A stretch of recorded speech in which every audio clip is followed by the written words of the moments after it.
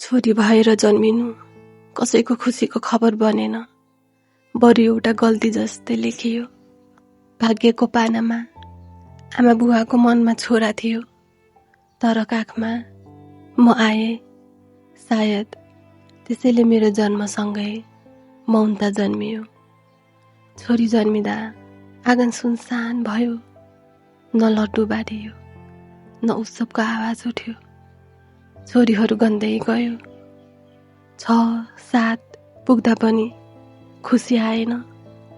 अन्त्यमा एउटा छोरा जन्मिँदा गाउँले हाँसे, घरमा मासु पाक्यो, आनन्दले छाना हल्लियो। हामी 7 छोरी भाइ पायौँ भनेर तिहार कुर्दै बालमनले रमायो। तर पढाइको ढोका हामीका लागि बन्द थियो। कलम छोरा सम्हाल्थ्यो, हामी भाडा माझ्थ्यौँ। अक्षर चिन्ने उमेर घरको कामले खाइदियो। बुवाको सपना हामीलाई पढाउनु थिएन, हामीलाई छिटो अरूको घर पठाउनु थियो। दाइजो हाम्रो मूल्य बन्यो। एक छोरी भए त ठिक, 7 छोरीको बोझ कसरी उठाउने? यो प्रश्नले हाम्रो भविष्य थिचियो। म सोचिरहन्छु, जन्म घरमा यति हेला पाएकी म पराई घरमा माया पाउँछु भन्ने आश कसरी गरौँ? भन्छन् कर्म घर गएर कर्म गरेर खानुपर्छ, तर कर्म गर्न शिक्षा चाहिँदैन र? हामीलाई किन त्यो हक दिइएन? यसरी बुझ्दै गए यहाँ छोरी हुनु आफैमा अपराध जस्तो रहेछ।